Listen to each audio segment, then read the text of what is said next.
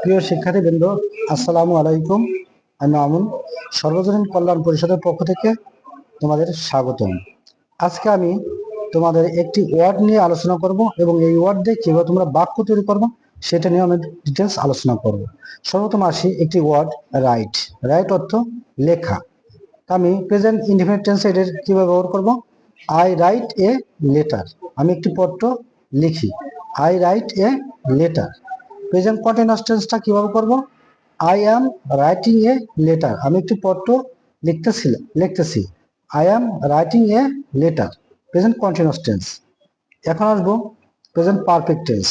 I have written a letter.